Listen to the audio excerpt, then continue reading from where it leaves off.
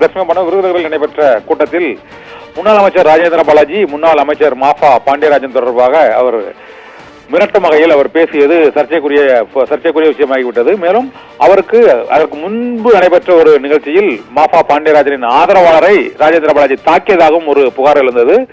விருதுநகர் மாவட்டத்தை பொறுத்தவரை தாம் குறுநில மன்னர் தான் என்றும், அதுவும் திமுகவுக்கு தான் குறுநில மன்னர் என்றும், அதிமுகவில் விருதுநகர் மாவட்டத்தில் தம்மை மீறி எதுவும் செய்ய முடியாது என்றும், சென்னையிலிருந்து பேட்டி கொடுப்பதற்கு பதிலாக மாஃபா பாண்டியராஜன் முடிந்தால் விருதுநகருக்குள் வந்து பேசட்டும் என்று அவர் சொந்த கட்சியைச் சேர்ந்த முன்னாள் அமைச்சரையே கடுமையாக விமர்சித்திருந்தது அதிமுகவில் பெரும் சர்ச்சைக்குரிய பொருளாகி இருக்கிறது.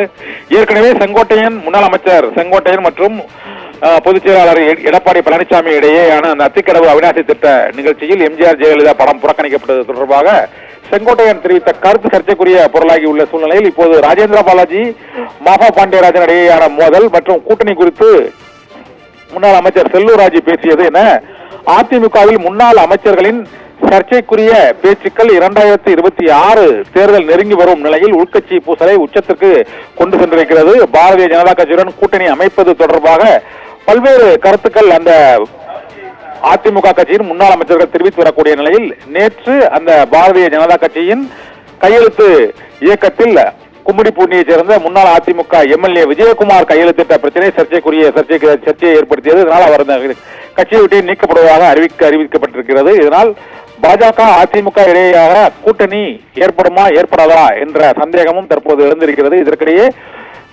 அதிமுகவின் கட்சியில் இருக்கக்கூடிய முன்னாள் அமைச்சர்கள், மூத்த நிர்வாகிகளுக்கிடையே வார்த்தை போர் வலுவிழந்திருப்பது மேலும் அந்த கட்சிக்குள் ஒற்றுமை மற்றும் உள்கட்சி பூசலால் தேர்தலை எதிர்கொள்வது, கூட்டணி அமைப்பது மற்றும் உள்ளிட்ட பல்வேறு பிரச்சனைகளில் சிக்கலை ஏற்படுத்தியிருக்கிறது.